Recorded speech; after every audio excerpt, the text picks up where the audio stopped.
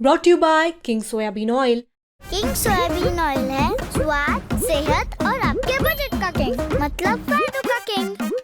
Canada के प्रधानमंत्री mark Carney ने भारत के प्रधानमंत्री नरेंद्र मोदी को फोन कॉल करके G7 समिट में शामिल होने का न्योता दिया है और इसकी जानकारी प्रधानमंत्री मोदी ने अपने सोशल मीडिया हैंडल पर दी है। साथ ही साथ उन्होंने कनाडा के प्रधानमंत्री को जीत की बधाई दी है, ऐसा उन्होंने अपने एक्स पोस्ट में लिखा है।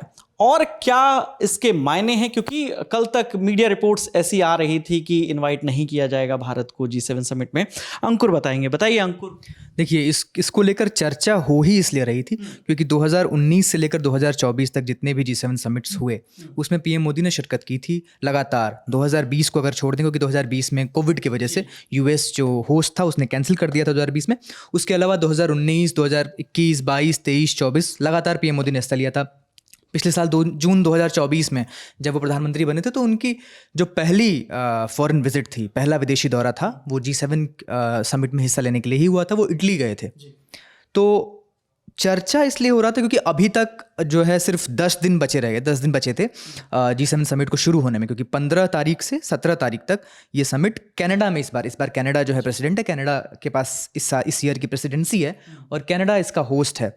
तो कनाडा ने अभी तक इनवाइट नहीं भेजी थी और पीएम मोदी के पहले, इंडिया के पहले और कई देश थे ऐसे, जैसे मैं आपको बता दूं यूक्रेन के पीएम को व्लादिमीर ज़ेलेंस्की को मार्च में ही इनवाइट मिल गई थी। जैसे ही मार्क कार्नी 5 मार्च 2025 में कनाडा के प्रधानमंत्री बने थे, तभी उन्होंने व्लादिमीर ज़ेलेंस्की को फ़ोन किया था और G7 के लिए इन्वाइट कर दिया था। इसके अलावा ऑस्ट्रेलिया के पीएम एंथनी एल्बनीज़ को मिड मई में मिल गया था इन्वाइट। इसके अलावा मेक्सिको को इन्वाइट मिल गया था, क्लाउडिया शिनबॉम को।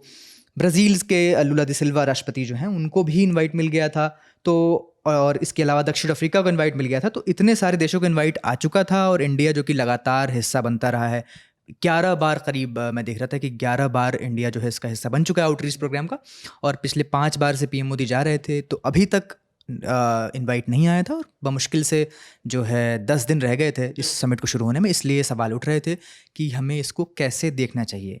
यहाँ पर बात ये आती है कि इसको ऐसे देखा जा रहा था कि क्या इंडिया और कनाडा के जो रिश्ते हैं, क्या अब वो सुधरने नहीं वाले हैं, क्योंकि वहाँ पर जब जस्टिन ट्रूडो की सरकार गई और इसके बाद से मार्क कार्नी जब प्रधानमंत्री बने तो ये उम्मीद जताई जा रही थी कि एक रीसेट होगा, फिर से शुरुआत होगी, नए सिरे से शुरुआत होगी और इंडिया कनाडा के रिश्ते जो हैं सुधर सकते हैं। लेकिन कनाडा की ओर से आरोप लगाए गए थे पिछली सरकार के समय में कि, मैं आपको बताता हूँ कि कैसे जो है ये रिश्ते खराब हुए थे। सितंबर 2023 में जो है जस्टिन ट्रूडो ने आरोप लगाए थे कि जो खालिस्तानी आतंकवादी हरदीप सिंह निज्जर था वो इंडियन एजेंट्स के इशारे पर मारा गया। ये आई थिंक सितंबर 2024 की बात है कि 23 की? सितंबर 2023 की बात है। सितंबर 2023 की बात है। इसके बाद से जो है भारत ने इस पर आपत्ति जताई और फिर 2024 में जो है ये हुआ कि भारत ने अपने डिप्लोमेट्स जो है निकाले, वहाँ कनाडा के डिप्लोमेट्स जो है निकाले, वहाँ से अपने डिप्लोमेट्स वापस बुलाए। तो रिश्ते बहुत हद तक निचले स्तर पर पहुँच गए थे। ट्रूडो ने अपनी जिद जारी रखी थी, तो एक तरह से समझ जाइए कि पूरी तरह से रिश्ते फ्रीज हो गए थे। बिल्कुल, संसद में भी, वहाँ कनाडा की संसद में आरोप लगाए थे। तो इस तरह से पूरे रिश्ते फ्रीज हो गए थे। लेकिन मार्क कार्नी जब प्रधानमंत्री बने, देखिए ट्रूडो के साथ एक दिक्कत थी कि ट्रूडो को अपनी सरकार चलाने के लिए भी जो खालिस्तानी नैरेटिव है उसको हवा देनी थी, क्योंकि उनकी सरकार में एक पार्टी थी NDP, तो उसको वो जो है खालिस्तानी नैरेटिव को हवा देती थी। तो उनको उसको साथ बनाए रखने के लिए, अपने कोलिशन के लिए, अलायंस के लिए जो है उनके लिए ज़रूरी था कि वो इस बात को हवा दें और इस पर काम करें। तो इसलिए भी वो इस प्रेशर में भी रहते थे घरेलू तौर पर। तो वो खालिस्तानी वाला जो मुद्दा है, खालिस्तान वाला, उसको उठाते रहते थे। तो मार्क कार्नी के साथ ये इसलिए भी नहीं है क्योंकि NDP का जो प्रदर्शन रहा है इस वाले चुनाव में वो बहुत बुरा रहा है, तो प्रदर्शन रहा। तो मार्क कार्नी के पास ये वाला दबाव मार्क कार्नी के ऊपर नहीं है। तो मार्क कार्नी को ट्रूडो के रास्ते पर चलने की कोई ऐसी खास ज़रूरत नहीं है। तो इसलिए और भी उम्मीद जताई जा रही थी कि भारत और कनाडा के रिश्ते जो हैं वो रीसेट होंगे। लेकिन अब ये जो रीसेट की उम्मीद जताई जा रही थी उस पर पानी फिरता दिख रहा था, क्योंकि इनवाइट नहीं आ रही थी। चलिए, तो चलते चलते बस थोड़ा सा G7 के बारे में बता दीजिए, क्या होता है इस समय? G7 देखिए, G7 यानी सीधी सी बात है ग्रुप ऑफ 7। तो G7 जो है दुनिया की बड़ी अर्थव्यवस्थाएं जो हैं, बड़ी डेमोक्रेसीज जो हैं, उनका एक अनौपचारिक जो है इनफॉर्मल ग्रुपिंग है। इसमें आते हैं America, Canada, France, Germany, Italy, Japan और ब्रिटेन। इसमें जो है 40% ऑफ ग्लोबल GDP आता है। जितनी भी ग्लोबल GDP है उसका 40% हिस्सा इन देशों का है। लेकिन इसका एक क्रिटिक भी है कि सिर्फ 10% जनसंख्या आती है, जैसे चीन और भारत जैसे देश इसमें शामिल नहीं है मेंबर स्टेट्स के तौर पर। तो इसका एक क्रिटिक भी है। 40% ग्लोबल जीडीपी आती है, लेकिन सिर्फ 10% जनसंख्या आती है। कोई इसका चार्टर, कोई ऐसा फॉर्मल सचिवालय नहीं है, लेकिन ये देश जो है इनफॉर्मली मिलते रहते हैं, हर साल मिलते हैं और ग्लोबल इकोनॉमी पे और इन सारी चीज़ों पर, क्लाइमेट पे, इन सारी चीज़ों पर चर्चा करते हैं। पहले G7 जो है, अब ये G7 है, एक वक्त पर ये G8 हुआ करता था। सबसे पहले बताते हैं आपको 1975 में इसकी जो है स्थापना हुई थी। पूरा विश्व उस वक्त पर जो है तेल संकट से जूझ रहा था, महंगाई चरम पर थी। तो एक जो पूरा पश्चिम का जो धड़ा था, जो पश्चिम कैपिटलिस्ट डेमोक्रेसीज का जो धड़ा था, उसने सोचा कि कम्युनिस्ट जो धड़ा है उसके बरक्स एक ऐसा संगठन बनाया जाए जिस पर जो है इन सारी अर्थव्यवस्था पर बात हो, ग्लोबल इकोनॉमी पर बात हो। तो उन्होंने ये सारी चीज़ें बनाई। इसके बाद से फिर तब वो G6 के तौर पर बना था, बाद में कनाडा इसमें शामिल हुआ, G7 हो गया।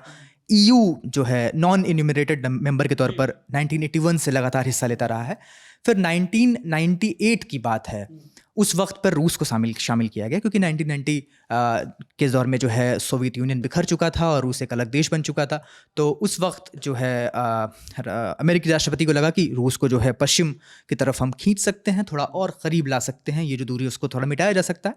तो उसके लिए रूस को G7 में शामिल किया गया। तब G7 जो है G8 बन गया। लेकिन ये कहानी बहुत वक्त तक चल नहीं पाई। 2014 में रूस ने क्रीमिया पर, जो यूक्रेन का हिस्सा था, यूक्रेन का एक प्रांत था, उस पर कब्जा जमा लिया। G7 को ये बात जो है पूरा, जो उस वक्त G8 था, ये नागवार गुजरी। G8 से रशिया को बाहर निकाल दिया, कि तब से वो G7 हो गया। बार बार ये बात होती भी रहेगी, क्या रशिया फिर से शामिल हो सकता है, फिर से शामिल हो सकता है। लेकिन 2022 में वो चीज़, पूरा दरवाज़ा पूरी तरह से ही बंद हो गया, क्योंकि रशिया ने फुल स्केल इन्वेजन शुरू किया यूक्रेन का। और इसके बाद से G7 के देश जब मिलते थे, पिछले साल उन्होंने जो है पाबंदियाँ लगाई थी, और उन्होंने जो रूस की जो फ्रीज संपत्ति थी उसके मुनाफे से यूक्रेन को मदद भी भेजी थी। तो वो पूरी तरह से रूस के खिलाफ उन्होंने एक तरह से मोर्चा खोल दिया। तो अब रूस का शामिल होना वहाँ पे कोई पॉइंट नहीं है। तो वो अब G7 जो है, G7 ये है, एक इनफॉर्मल ग्रुपिंग है। 7 कंट्रीज आती हैं इसमें, और अलग अलग देशों को ऐसे न्योता दिया जाता है। जैसे अब मैंने आपको यूक्रेन का नाम बताया, ये मेंबर स्टेट नहीं है, यूक्रेन को न्योता दिया गया है। तो इस तरह से अलग अलग देशों को न्योता दिया जाता है। भारत के लिए जैसे G7 है, क्या इसका फ़ायदा यह है कि इंडिया जो है ग्लोबल साउथ की कंट्रीज़ की आवाज़ बनना चाहता है भी, तो उसमें भारत को फ़ायदा मिलता है कि ऐसे इतने बड़े मंच पर आप जो है विकासशील देशों का, डेवलपिंग कंट्रीज़ की आवाज़ वहाँ पर पहुँचा सकते हैं। आपको एक इंटरनेशनल जो इमेज है आपकी, उसमें भी आपको फ़ायदा मिल सकता है। लेकिन ऐसा नहीं है कि सिर्फ इंडिया को ही फ़ायदा है, G7 की जो देश हैं उनको भी फ़ायदा है, क्योंकि चीन को काउंटर करने के लिए, चाइना को स्पेशली जो है इंडो पैसिफिक जो एरिया है उसमें काउंटर करने के लिए, साउथ चाइना सी, इसमें जो चीन को लगातार देखा जाता है कि वो छोटे छोटे देशों पर जो है दबाव बनाने की कोशिश करता है। तो इन सारे एरियाज़ में चीन को काउंटर करने के लिए और ग्लोबल साउथ के देशों तक पहुँचने के लिए उनको भारत की ज़रूरत है। और अब जैसे कि हम जानते हैं कि भारत जो है चौथी बड़ी इकॉनमी बन चुका है, तो इसलिए भी भारत का वहाँ पर मौजूद होना उनके लिए भी ज़रूरी है। तो ऐसा कुछ नहीं है कि सिर्फ इंडिया के लिए ही वो मंच ज़रूरी है। तो यही है। बाकी आगे देखने लायक होगा कि वहाँ पहुँचने के बाद क्या क्या हो सकता है। मार्क कार्नी से पीएम मोदी की मुलाकात अगर होगी तो क्या होगा, कैसी बातें होंगी, और इंडिया कनाडा के जो रिलेशंस हैं, जो रिश्ते हैं, वो आगे चलते हुए किस करवट बैठेंगे। इसके अलावा ट्रंप से भी मुलाकात हो सकती है, क्योंकि ट्रंप भी वहाँ पर हिस्सा लेंगे। लगभग ये जो 7 देश हैं उनके सभी जो राष्ट्राध्यक्ष हैं वो हिस्सा लेंगे, जिसमें ट्रंप भी हैं, मोदी भी हैं, पीएम मोदी भी हैं, मार्क कार्नी भी हैं। इसमें एक चीज़ खास है जो मैं देख रहा था अभी, कि कनाडा से, यहाँ पर कनाडा तो मेज़बान ही है, वहाँ से मार्क कार्नी हिस्सा लेंगे, अमेरिका से राष्ट्रपति ट्रंप लेंगे, ब्रिटेन से प्रधानमंत्री कीर स्टारमर लेंगे, उनकी पहली G7 मीटिंग है। फ्रांस से राष्ट्रपति इमैनुअल मैक्रोन लेंगे, जर्मनी से चांसलर फ्रेडरिक मर्ज अभी नए चांसलर बने हैं, उनकी भी पहली मीटिंग है।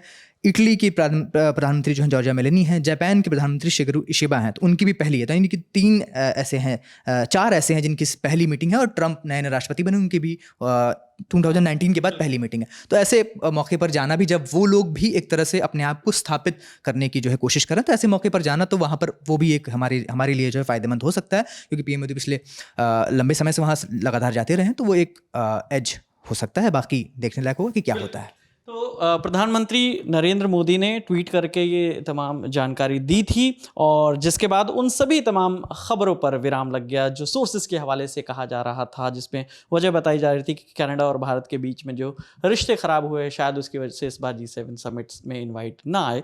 लेकिन इनवाइट आया है, और प्रधानमंत्री दोनों देशों के जो हेड हैं उनकी आपस में बातचीत हुई है। अब प्रधानमंत्री नरेंद्र मोदी G7 समिट में जाते हैं, वहाँ क्या तमाम बातें होती है 15 से 18 को जो समिट होनी है कनाडा में, तो उस पर जो भी अपडेट होगी हम आपके साथ लेकर आते रहेंगे। इस बातचीत में अंकुर मेरे साथ थे, कैमरे के पीछे प्रशांत है, मेरा नाम विकास वर्मा है। देखते रहिए दी ललन टॉप। शुक्रिया।